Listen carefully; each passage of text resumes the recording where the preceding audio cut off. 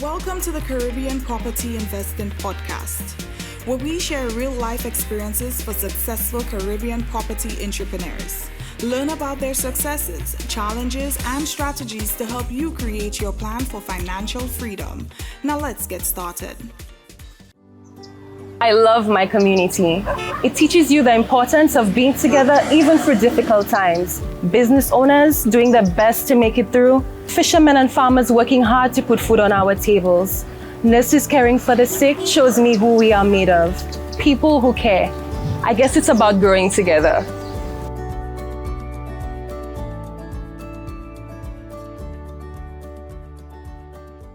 To ruminate, to create your ultimate living space. And at Courts, you'll find what you need. Choose from our wide range of furniture, electronics, and accessories to complete your space. We're here and ready to assist. Give us a call to place your order. Shop online at shopcourts.com or visit us in store. So ruminate at Courts, bringing value home. Welcome to episode 34 of the Caribbean Property Investing Podcast. It's been almost 4 long months since our last episode. We apologize for that, but a lot has been happening in the background. Working on some projects, which we're going to be sharing the details of a little later. But more importantly, we try to spend some time trying to improve the quality of the sound. We do recognize that the most important part of the podcast is obviously the content. But I think the sound needed, a little upgrade, and we have these headphones and this big mic, and hopefully, our listeners can appreciate the difference, and you let us know. Today, like every other podcast, I'm excited about our next guest. Our next guest is renowned across the Caribbean in the entertainment circles. I'm not going to give too much details about it, but the story is an amazing story. I've known him for quite some time, and he claims to be shy, but we're so happy that we're able to have him on the podcast with us today. Without further ado, ladies and gentlemen, listeners all over the Caribbean, all over in the diaspora of the world, please join me in welcoming Courtney, Curty, Louis. Courtney, welcome to the podcast. Hello. It took some time getting you here. But we're happy to have you. Why don't you tell the audience, our listeners, a little bit about yourself? Who is Courtney Curty Louis? First of all, I'm happy to be here. The pleasure is mine. Courtney Louis. Who is Courtney Louis? I was born and raised in La Panse, Castries, St. Lucia. I attended the Canon Laurie Anglican Primary School, then moved on to St. Mary's College. Music has always been my passion. So growing up, I was surrounded by music, hence my love for it. In the music industry, I've worn several hats. I could say I've done it all, from DJ to artist to producer in my earlier days. But I was always writing, and songwriting is still one of my main parts of my career today. I've managed several artists. I'm also a booking agent. And at some point in my life, I've also been a promoter. And now I am also the owner of a record label. Going back in 2011, I established Stratosphere Music.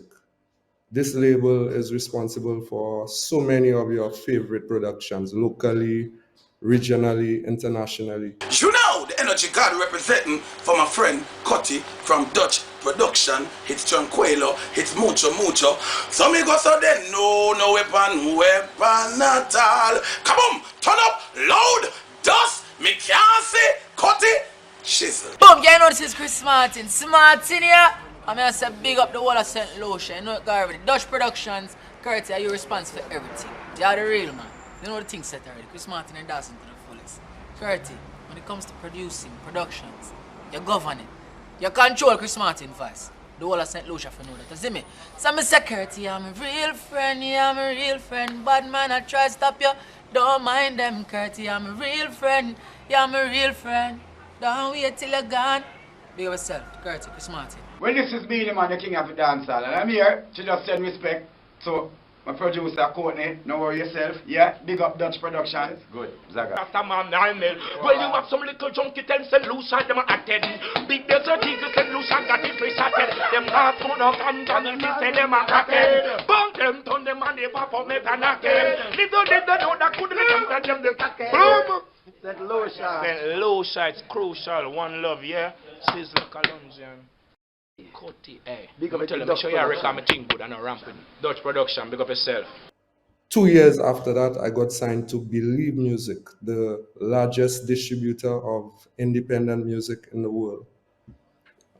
That's a little background. I mean, take us back. Like how soon, how early in your life did you recognize that your love for writing kind of can kind of be merged with music? At what point, like did you have a moment when you say, like in Form 1, Form 2, Form 5, or before that, you know what, this is something I really love and I really want to do it? And how did it happen? Up to last week, I was giving somebody the story where I had to choose between music and art. So let me let something out the bag that many people don't know. Professionally, I could. You see this picture in the background? Professionally, I could do exactly that. I could literally draw you Anselm and you would come out, it would be like a perfect replica. So I was caught between art and music, and I chose music because I could not do both. And that's in St. Mary's College when I was in secondary school. And for listeners outside of St. Lucia who may not know about St. Mary's College, it's an all boys secondary school, and which primarily focuses on academics. The most we had was we had art and an art troupe. Music didn't come, well, certainly when I graduated in 1990.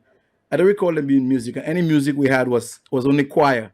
So I was in the choir and singing calypso while in your year, in your era, your 5 years, probably they introduced music. So tell us about your career. There's one thing you didn't tell the audience, that you're also a performer. Yeah, so like as I said earlier, from DJ, it started with me wanting to DJ. So I actually used to travel as far as Barbados to buy music, to make sure I was always on top of the game. I always had the latest mixes, the latest songs. And from DJing, the first time I held a microphone was, like being a selector, hyping up my set. And from there, I would pen. This is where I actually developed the love for writing. I would write out my favorite songs at the time. At the time, I was a huge fan of Bounty Killer. So I would literally sit down and write Bounty Killer songs word for word. Because back then, karaoke wasn't a big thing as it is now. So that was my form of karaoke. And I would sing it over until I studied like the structure of the song. So I would see, okay, it has an intro, it has a chorus, a verse, etc. And from that point, I started to pen my own songs. And yeah, eventually I hit the big stage. And tell us some of the artists you would have worked with, even before those that you manage, but those you would have worked with in your career. Well, to launch, I cannot not mention Ninja Dan, because that was the first soca song. That's what got me into the soca game. My first production with Ninja Dan, a song called Curty. At the time, it was different. It wasn't like the fast calypso, I would call it, which was trending at the time. It was different. So it was hard making the transition. It got a lot of criticism, but that's the first song I could say that put me in the game. And fast forwarding, let me just mention a few locally. I have my part to play in a lot of the careers that will launch from locally. Cupid. You have DJs like DJ Iowa, who was also not a performer. I was the first to actually introduce Iowa singing on a song. Um, I've worked with several current soca monarchs. I myself have numerous soca monarch titles under my belt. If I go regionally to Baby Killer, who's now Mr. Killer, to Tall Pre, if I go to Trinidad, from Marshall Montano to Destra Garcia to Bungie Garland to Iowa George to KMC. If I go a little further to Jamaica, let's like Beanie Man, Cecile, Christopher Martin, Jack Yo. I have a big catalog, so it's hard to mention some and not mention all. So that's just a few to mention. I think we'd get into trouble if we didn't mention perhaps the most famous St. Lucian, most acclaimed St. Lucian soca performer. Warm to them. I mean that he Well, is the standard for St. Lucia, is he not? well, and he's still up to what in 2022. We even recently signed over. So Ricky T is still Stratosphere Music is still home to Ricky T. So yeah, cannot mention Stratosphere Music and not mention Ricky T.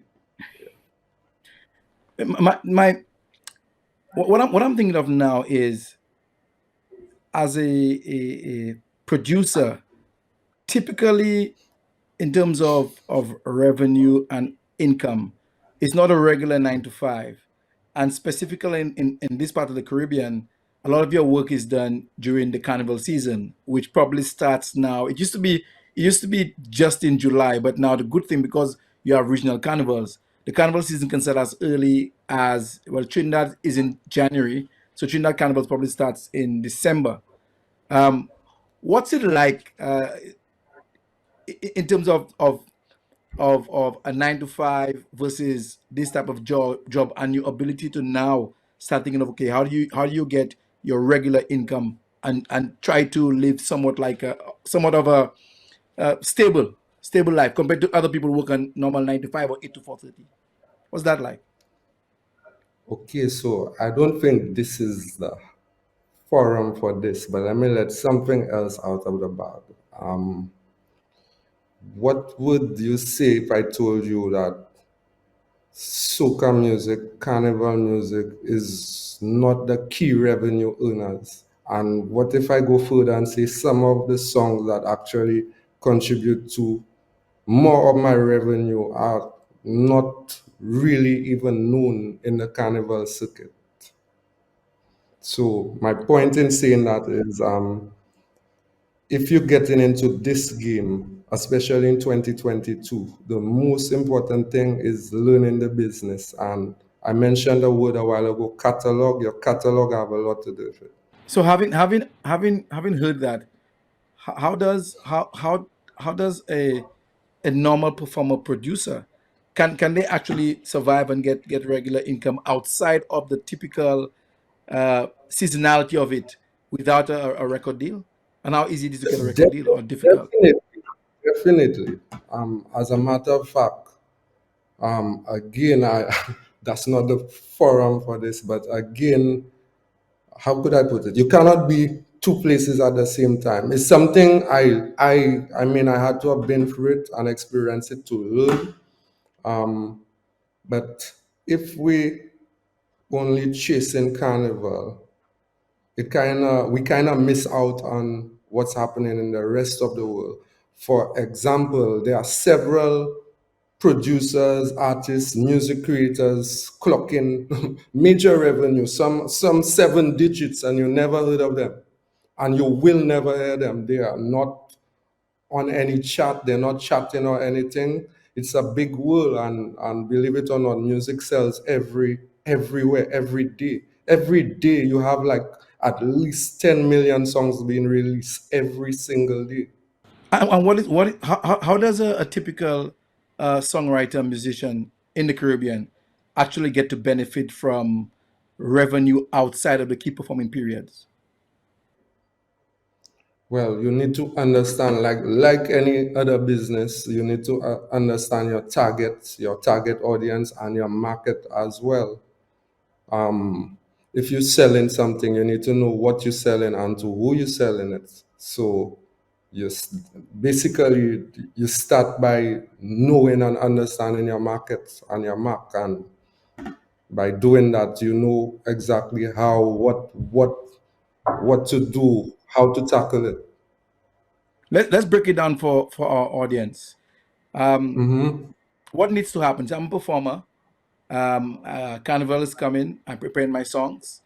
I obviously have to have some sort of business to register my company. So I register a business. So let's say it's Sing Out Loud Incorporated is my business.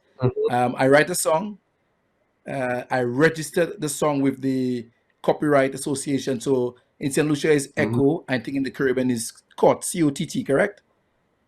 That's what Trinidad, Jamaica, they're Barbados, they're different ones. Court is just Trinidad. There's Okay, so SASEM, so which so goes to French territories. Yeah, they're so different I send organizations.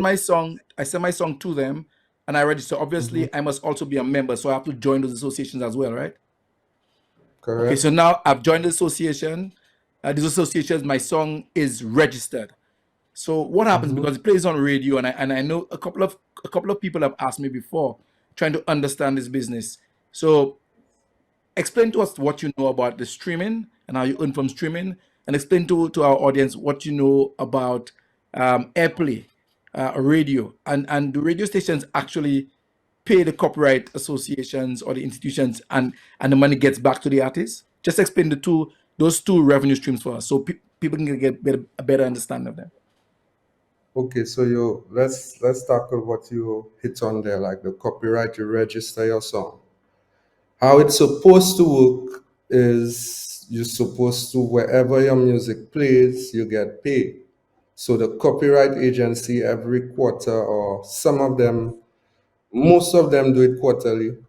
Some of them every year, annually. They now supposed to pay you your royalties during that time based on the logs. So they get logs from radio stations, they get logs from promoters. They based on the logs, they get that data and you get paid. That's what's supposed to happen. Streaming now is another ball game. With streaming, independent artists have the freedom to sign up with. There are so many distributors available that anybody could sign up to. Some of them you pay, so you pay, you sign up, and they would in turn distribute your music to all the popular outlets, etc. Or if you get a direct deal to a bigger distribution network or label, basically they do the same. So for those who are not privy to be signed to a bigger label or bigger distributor, they could just go on to sites like TuneCore, DistroKid, and submit their songs, and they get their royalties from their streams from these outlets, which is one of the major revenue earners for music creators now. Streaming kind of couple years back, you needed to depend on physical sales, your CDs selling, shipping your CDs, physical sales. But with streaming now, it changed the game where your music play, you get paid. Your music is on Spotify, you get paid. Your music is on YouTube, you get paid. What a lot of people need to be aware of though, to generate any major income from any of these outlets, even from both, from the copyright, you need to have music out there that you need to be doing the numbers. For example, some people might say, hey, I have 1 million views on YouTube. That is no money. That's no money. It's just a which big which brings number. me to my next question. And I know that the algorithm for online algorithms are complex, and but can you give a sense of what the metric is like? So, for example, 1,000 streams, 2 cents. Like, can you give our audience any idea of what kind of money versus the amount of play? Believe it or not, it's not set in stone. There are different means where you get guided by information. Okay, for instance, I might have 1 billion streams and Drake might have 1 billion streams. We will not get paid the same figure. Got you. We will Got you. not. A lot of people not what I'm giving you there is very, very few know or understand what I just said to you there. I would have 1 billion streams, Drake will have 1 billion streams, and we will not be, he will be paid a different figure, much more than what I would be paid, for example. Now with streaming, for example, I just said 1 million views, that's no money. But what if you had 1 million views 100 times? So for artists, it's kind of more difficult for artists, but for labels who, for example, let me give you a little mathematics here. For example, I'm a label. I may have 4 or 5 artists under my umbrella. And artist number 1 releases 2 songs, artist number 2 releases 3, etc. Artist number 4 releases 12 songs, artist number 5 releases. So artist number 1 is monitoring his free songs. So to him, it's free songs. So it's like, hey, okay, I got 1 million views here. This one is not doing too bad. Okay, total, I have 3 million views. Artist number 2, who released 5 or whatever songs, he's monitoring his business. Artist number 3 watching his business. But the label now, it's everybody at once. So it's artist number 1. So artist number 1, what he's watching, plus what artist number 2 is watching, plus what artist number 3 is watching. So when artist number 1 might have 3 million views, artist number 2 might have 4 million views, the label is watching, sitting down on 7 million views. So if, for example, 1 million views equals 300 US, right? So artist number 1 is looking at 300 US times 3, 900 US. Yeah. But if a label have a set of artists with all these views, so the label would always make more money than the artist. Because the label takes up their commission before they pay the artist, correct? That's the other thing. It's based on what deal you have. Now, okay, let me put you on a little more. Caribbean artists.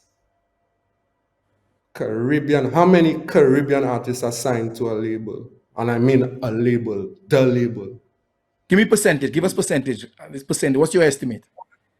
It's based on the deal. Okay, some labels take as much as 90+% of everything. Wow. But they typically advance money to the artist, right? Recently, an artist I deal with, you know the artist, you worked with the artist back in the day in another territory. He's really knocking the mainstream right now, and I was able to, because I'm actually part of the team, I was able to see a contract. So a label did approach him, a major label, and he respectfully turned down the offer because it was, in some cases, they were claiming 100%. So this is Okay. why you see more international artists sometimes, like, okay, Mick Mill, for example, he up to it's either last week or week before, he made a comment saying that for the first time in his career, he's gonna make 10 million on his album because he never made money on his album because he's no longer with the label who he was affiliated with before. So he's a free individual right now. So most of these internationals, and a lot of people don't understand that. Sometimes they see an artist, hey, this artist is charging $500,000 to perform. Hey, this artist, that $500,000 have to go so many different ways. It's not the artist money. It's a machine driving the artist. It's no longer about just the artist. I don't want to lose our listeners here, but it was important for us to establish a kind of the business of the industry, and I think it's important before we pivot to the next part of the episode. We need to state clearly, from your perspective, what you've achieved in getting a deal with an international distribution house. Again, it's important for you to estimate that what percentage of artists you think or producers in the Caribbean have such an arrangement. Less than 10%, you reckon? To be honest, I only know of one other artist in the Caribbean with such a deal or arrangement. And I could go further to say I know quite a few artists from popular to upcoming. So put it this way, I know a lot of people business, and I personally only know of one other person with such an So, arrangement. And it's not so a two. similar, I got a Sorry. label and distribution deal. It's Sorry, not just, I don't want to lose my train of thought. So yeah. two things you said. One, it's rare, and two, just give a quick summary of how you were able to get that international deal. So you've been in the business for how long now? 30 years? So I like to say over 20 years. Okay, over 20 years. years. How long ago you got that deal? 2013. Let me I want to stress on the fact which is very important. These arrangements and even your career and where you go, it totally is not based or dependent on your talent. It's just being the right place at the right time and probably meeting the right people. It's talent, even for in this game, talent is important, but it's not what could and would take you to the next level. So it's the power of networking. It's the power of networking. Correct. So for me, let's go back to St. Lucia Jazz Festival. That was years ago. That was 2000. In the 2000s, I met someone from Universal Records, which is the biggest label in the world. And that person and I became friends, close friends, up to a day like today. And that person, again, networking, we were linemen. So, I'm driving this person around. We going spot to spot. I'm obviously gonna play my music. So that person would hear my music everywhere we go, and like, hey, you're so talented. Hey, you're so talented. And that person became my publisher. So that person was the one pushing buttons, Another thing, Akon said something the other day in an interview, and he's so correct. He said something, not in the exact words, but like, don't let anybody tell you, hey, you're great or your music. Hey, the man say, hey, you suck. All of us, we suck. So the man said, getting a record deal or getting on the inside is almost like winning the lottery. And Right. Rihanna come to mind because I have key inside info on Rihanna's story. I actually have blood family involved in. So mentioning blood family, being around the right people, having the right people in your network has a lot to do with where you go. So it wasn't about my music was the best or anything. So it was, I had the opportunity to get the air from the right person for my music. So that person could not get me a deal with Universal at the time. Obviously, not. Universal is interested in Drake, Jay-Z, the likes, etc. These are the artists signed to Universal.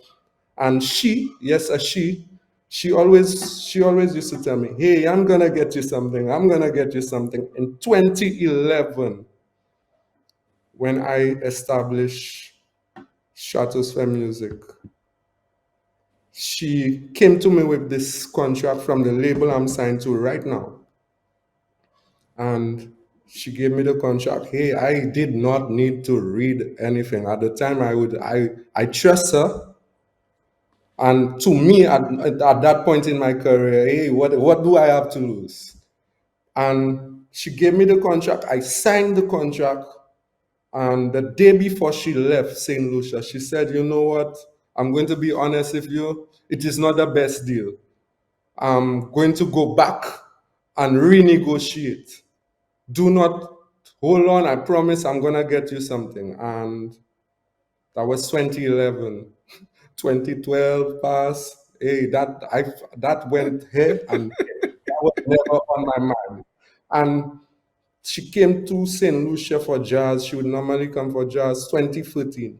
And she said, hey, I got it now. Now you could sign. It was so it took her 2011, 2012, it took that long to get the right terms and condition. And up to a day like today, this person and I, she's still a part of my team. She's still another thing, Anselm. Relationships are golden. Never burn bridges, especially bridges that you may need to cross later on in life. So that is how I got the inside.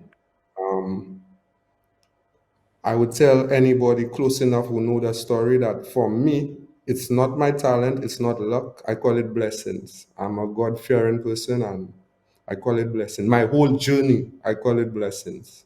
Curtis, so 20 plus years in the business, it took you 20 plus years to get recognized, you know, and for you to get those relationships established, for you to get that type of deal. And we also established that that deal is very, very rare, less than 5%. But you also said something which I want to just mention before we kind of springboard into the next segment. So you were saying it's not about talent. In this case, it's about volume. It's about volume and consistency. Tell us about your property journey. When did you decide to start looking for your own place? When did you decide to start thinking, you know what, I no longer want to rent?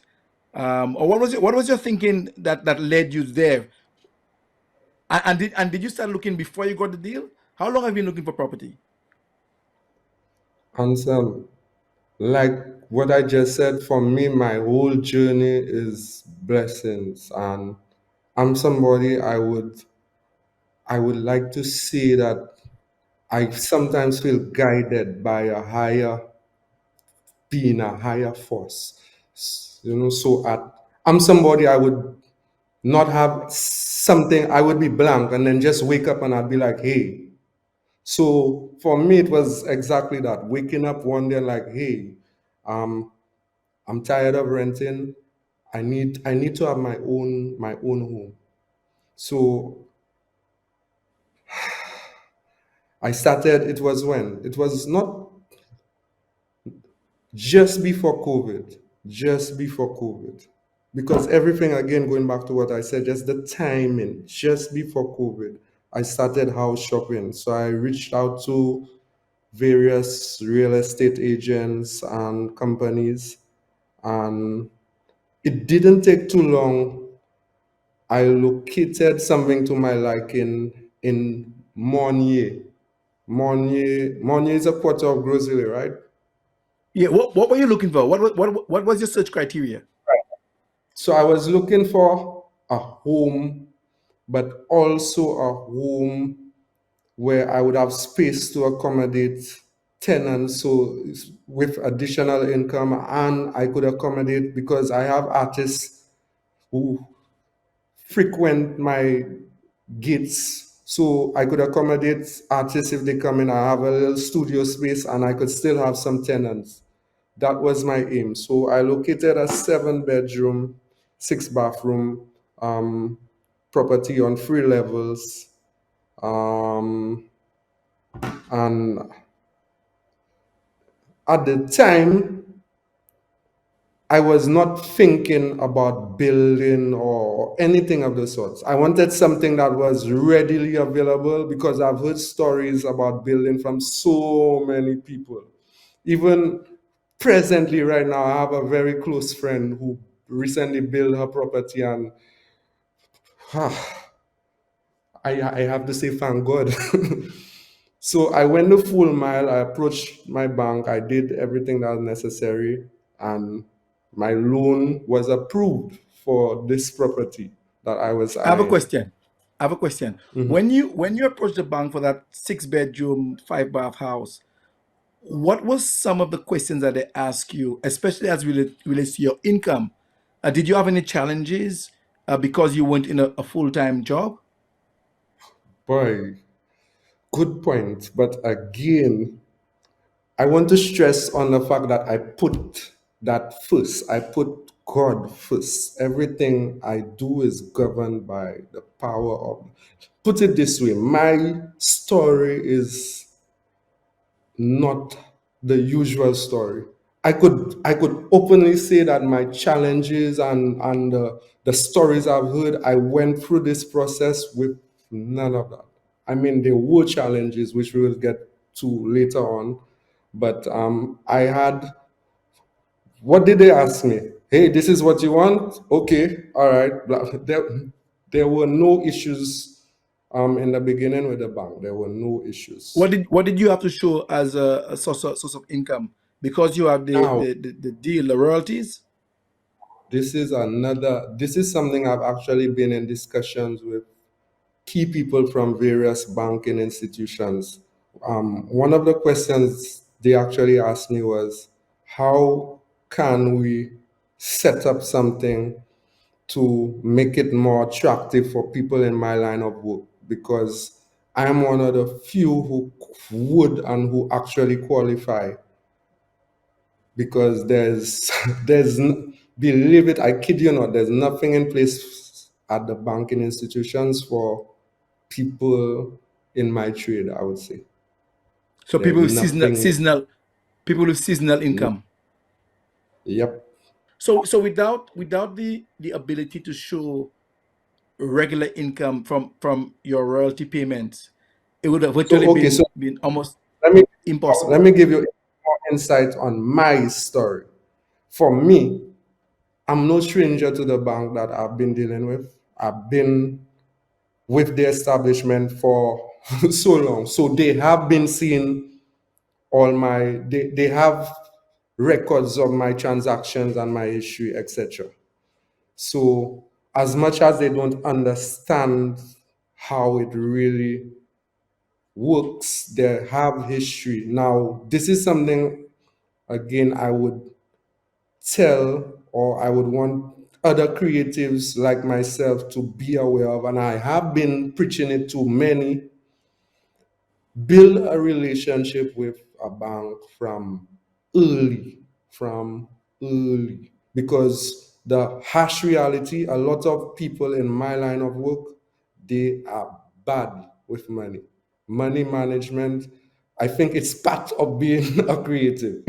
It's something that plagues a lot of creatives, money management. From you'd be surprised. Not everything we see is what we see. So build a relationship. I could go further and tell you something, and it is a fact. 90, maybe more than 90%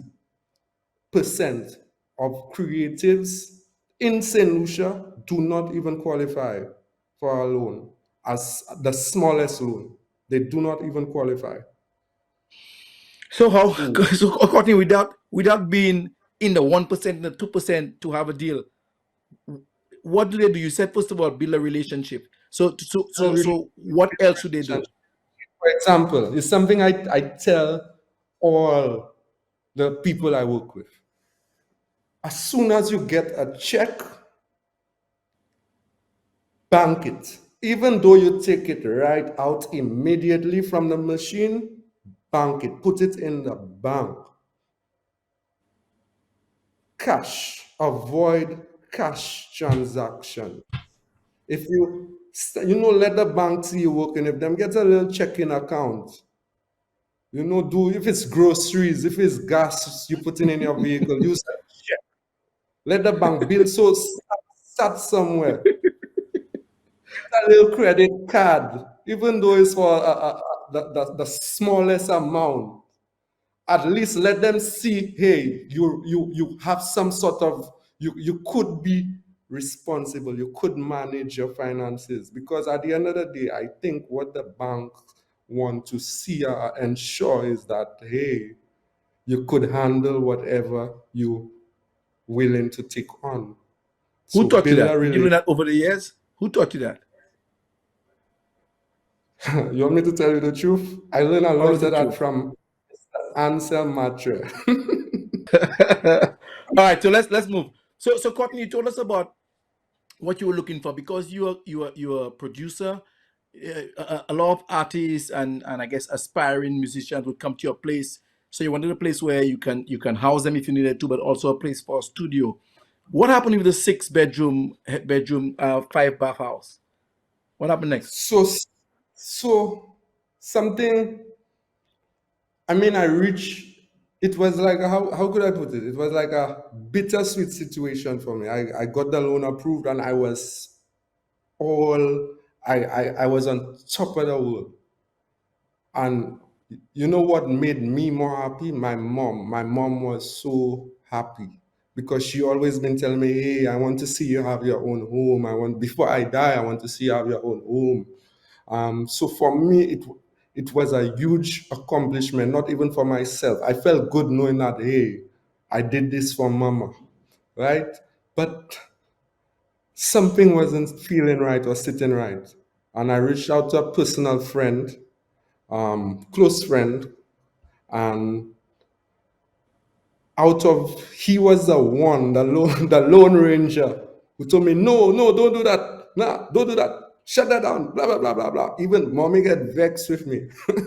My mom was like, no, but like, and the loan got approved in the heights of COVID. So everybody was like, yeah, you don't know what's going to happen or whether, blah, blah, blah. You don't know if you'll get another loan again or take it and run and blah, blah, blah, blah, blah, blah. But let's just say my friend, after I was not feeling it, I felt incomplete. The icing on the cake for me was the advice from my friend. And what he said, I'm open to criticism, I'm open to guidance. I don't know everything, especially those who've been there after me. I don't want to make the same mistakes others have made. I like to learn from their mistakes. So common sense, it made sense. So while everybody else was against my decision, I went back to the bank and I told them, nah, this does not sit well. What were some of the key issues though?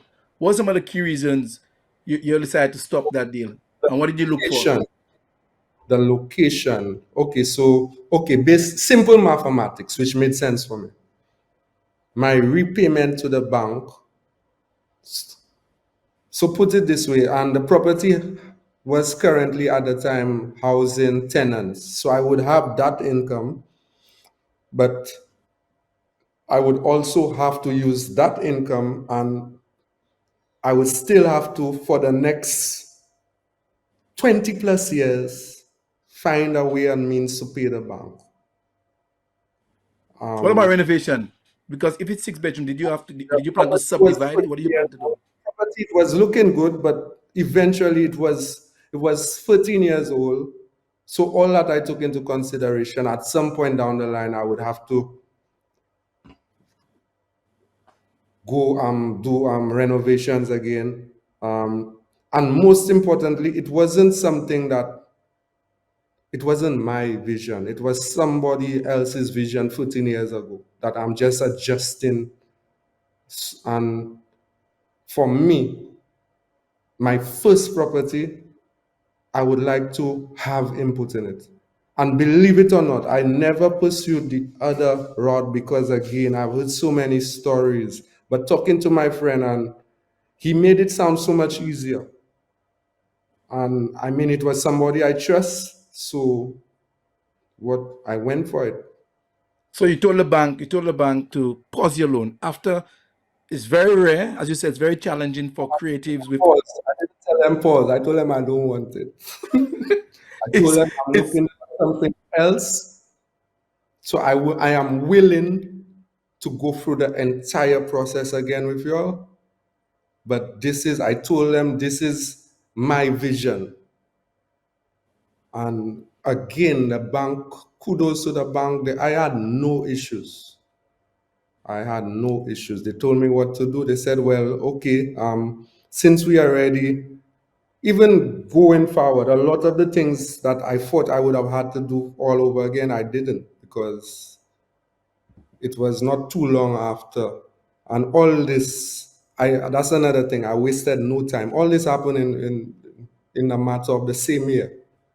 So what happened next? So So you said you told the bank after you got the loan approved, stop the loan, you don't want it. What did you do next? What did you look for next? What happened? I went land hunting because now I'm programmed to build my home. So apart from land hunting, I started to, with assistance from another thing, Anselm, you need to have good people around you.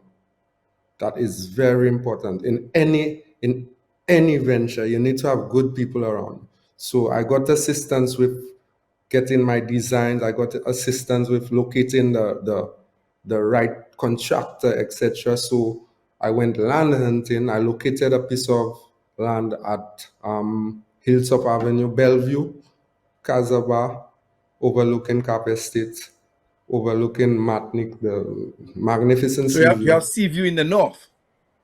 Yes, yes, yes. And not just that, I was able to grab enough land to build the same property twice. So I got What do a you mean? What do you mean by deal. that? What do you I mean by that? got 12,000 square feet of land in a fairly not sloping, nice. Like everybody I brought to see it at the time was like, wait, how did you get that? How did I get it? By the grace of For God. people out there looking for land, what advice you have for them for land hunting specifically? What did you do you think that helped you get that land so quickly?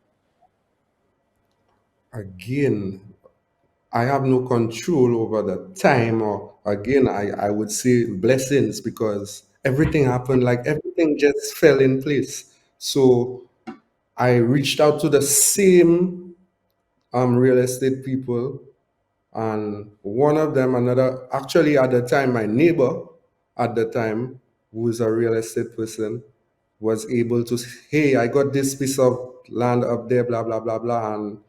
And she brought me to the location and I fell in love with it on the spot. It felt right. I'm somebody with vibes. It felt right. That feeling I was feeling before, it was no longer there. That's creative speak. It feels, it also feel a certain way. Correct. So Okay, so now you found the land. What's your thinking now? Because you remember you walked away from a 6 bedroom, 5 bathroom house. So what's your thinking mhm, now? What you going to build? What's the correct, design thought in your mind? What's your strategy correct. there? So again, I had to get the design with my input, with advice and guidance from close persons. So when I was satisfied with something to my liking, um, I had to go to the process of what's it, DCA approval. Development Control Authority planning, yes. Yeah, so I went through. I mean, you know the process, the different processes. I went through the processes that one needs to go through. I locate the land. I have my design. I don't only have my design. I now have, because from that point, from approval, etc., I now have a contractor. So I have the cost of what I want to build, and what I want to build is something modern. That's another important. I want something where at the end of the day, so let's go back to the original property I was sourcing. I would, with the additional income from the tenants, I would still have to go in my pocket every month and pay more than 75% of what the repayment amount That's the was. old house. So how do you change that Correct. with this new design? What did you do So differently? with this new project prospect, it's a game changer because now I could actually generate revenue and have potential to, instead of money coming out of my pocket every month, I could now have money coming into my pocket. So Also, basically, the property pays for itself. The property pays also for itself because you, with the design, you build something where the first thing I said was the location. So the location, you you close to everything. You're close to all the amenities, the view, and tied in with the modern concept. So everything about the house is modern, everything. So what would normally, I don't want to go into exact figures, but what would normally cost, or not normally, but, or can I say what majority of the other places would sell for $1, I could sell it for $3. because of your modern design and the location. So in terms of the number of rooms, because you left one single compound, 6 rooms, 6 bedrooms, what kind of layout did you now have with the new building I that you have? now have 5 rooms total, 5 rooms, 4 bathrooms, and I could divide the 5 rooms into 2 units. So I could comfortably fit myself in one unit, and the other unit could comfortably take care of my mortgage. And I still have potential to build 2 other units. And if I so choose, or if I can decide to just build a whole exact property again, I can do that because there's so it the new choice of project, there's a big room for expansion. Sky is the limit. There's so much I could do. And at the end of Well, the day, most importantly, going down the line, let's just say I want to sell a property. I have, we, let's just say I would have a lot less stress than. right, because of the nature of it. So question, but just a point of guidance Cut for you our off. audience. Let me just add one thing, not to cut you off. Yeah. Before the property was probably at 95%, and 3 people approached me to buy it. But you didn't sell. No, no. What were I was going to make the point I was going to make earlier on is typically when you said you could do the same building on the lot, typically you can't do two separate dwelling houses unless you subdivide the land into 2 lots. What you probably have to do is do the same building, but it must be connected in some way or the other. But what about your studio? What about your studio? Great question. Great question. And it's something a lot of people close to me did not grasp. In 2022, I could sit right here, right where I am right now. Have you seen DJ Khaled's studio? I've seen videos, yeah. Okay, I could sit right here right now, and there's nothing that can be done in a major studio in terms of recording or pre production that I cannot do sitting right here. Or So because of for me, software? right now, the gospel truth is securing my units come first. So you're going to use that space for another unit, not the studio anymore, and do everything on Yes. your computer. Okay, put it this way, Anselm. I have options. I have a lot more options opposed to the original arrangement I was looking into. So we're So, starting to kind of wind down, but before we move on to the last segment, what challenges would you say that you experienced during the entire build process? What are some of the difficult things for you? well, all this happened during COVID. So material prices went up, and obviously there were delays in shipment, and there were a lot of delays in terms of challenges compared to some of the stories I have been hearing. Um, Mine was like a walk in the park. To overcome the challenges that were another thing I want to add, without having the right people without having the right contractor. So for me, my experience with the contractor I worked with, no names, don't mention no names. Go Can through, I? go through. Of course. So okay,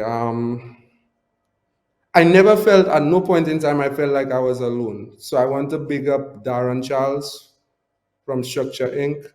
And Darren was there every step of the way. He worked with me every step of the way. I have zero complaints, zero. I also want to thank the person who recommended Darren, and big up yourself, and got me in contact with Darren. So for me, I can say I had one of the better experiences. And this is one of the main or most important things you should consider, anybody out there planning to build or planning anything similar. You need to know who you're working with. That is key, that is instrumental. Let me give you an example. For instance, at some point, the windows I was supposed to get originally, there was a delay, and it's still, again, I call it blessings. I originally had windows planned, part of my plan, right? And because of the material and COVID, I could not get it on time. It would have probably taken 6 months. So I had to spend more money. So I ended up getting better windows. And Darren basically, instead of charging me additional money, he just said, you know what, let's go through your paperwork, and let's see what else we could downgrade on, or what else. He was willing to work with me. At no point, okay, I can say at no point, whatever figure. So this happened before COVID. So take into consideration, I got my quote before COVID. COVID hit. Prices went up by more than double in some cases, right? And at no point in time I had to pay anything additional on my original quote. How much of the design and the materials, um, how much change happened there in that selection? Even that, again, I have to big up the contractor, because the original design, for example, there were places where they had no doors. There are doors now. There are places where they had certain designs that were altered, or so there were changes, again, at no additional cost. For example, the property has shower decks on the exterior. that was not the original plan. I mean, am I upset about it? Hell no. So it was my challenges. I would say it might not be everybody's situation. I could speak for myself. It was minimal. So And for thank God. people listening now, Courtney, without perhaps having the benefit of the relationship with their contractor as you did with yours, what are some of the things that they can do apart from, I guess, downgrading, changing? What advice you have for them as it relates to the price increase after the contract price has been set? Most importantly, you need to be realistic with your goals and be realistic with your pocket. Most importantly, and get somebody who's willing to work with you. They are out there. They are out there. Get somebody. And another thing, don't be a stranger to those you know, to those who are around you, to those who you love and trust. You know, sometimes you don't want people in your business, but nothing wrong with getting advice from those who have done it before you. Speak to people, hear their stories, hear their experience, learn from their mistakes. Yeah. What's it like being a landlord? What's that like? Oh, God. What has that experience been like for you? Okay. To other people who have not started this journey yet, I want ask yourself this. You want to be a tenant to someone else or the bank for the next how many years? Or you want to own your own home and be the landlord? Ask yourself this. For me, this is probably the most important move that I've made side from my personal life, because why I say my personal life, my seeds for me are my greatest accomplishments. But it was for me a life-changing move, very important, because had I went the other way, it's something I would have to live with for so many years. So for me, the feeling, it's just a feeling of gratitude. All right, and as we close, how does your mom feel now that you've completed the house? Hello. Okay, you know what you should have asked? She's not in the country, but when she is in the country, the question you asked before, you should ask her that. How does it feel to be a landlord? Because it's mommy that in everything. The rest of the land, mommy build mommy plant her whole garden there. I tell her, but mommy, hey, I'm putting a pool there. Hey, that mommy plant her whole garden. And even that, on that aspect, I've had pumpkin soup, I've had watermelon, from my garden, from my backyard. I've had enough pumpkin to give away. So And Courtney, as we close, what do you say to people watching this? Who have 8 to 4, 9 to 5 jobs, from someone who didn't have a regular income in the creative industry, typically with all these challenges. What do you say to somebody watching now who've been thinking about doing it and haven't taken action as yet? What would you like to say to them? do not think twice. I know we've been raised or we've been guided to, you know, go to school, get an education, work, get married, build our home. But think properly, think this through, think twice. Again, I go back to what I said a while ago. You want to be a tenant for for the next 20 plus years, or you want to be the landlord. So think thoroughly and make the decision your future self will thank. I like that. I think that's the perfect end. Make the decision that your future self will thank you for. All right, Courtney. So you've been listening to another edition of the Caribbean Property Investing Podcast.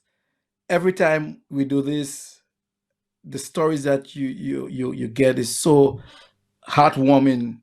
You know, it really, really motivates you. And we want people to share those stories. From the first podcast to the 34th, this one will be. You know, like the page, subscribe to it, share it, ask questions, send us your feedback. We want to continue doing this. If you have a friend with something you think that they can share that can benefit our community across the Caribbean and the diaspora and the rest of the world, reach out to us on Instagram at Caribbean Property Investing or at CaribbeanPropertyInvesting.com. Our email is CaribbeanPropertyInvesting@gmail.com. So until next time, remember, we all need somewhere to live, so you might as well own yours. Until next time. I love my community. It teaches you the importance of being together even through difficult times. Business owners doing their best to make it through. Fishermen and farmers working hard to put food on our tables. Nurses caring for the sick shows me who we are made of. People who care. I guess it's about growing together.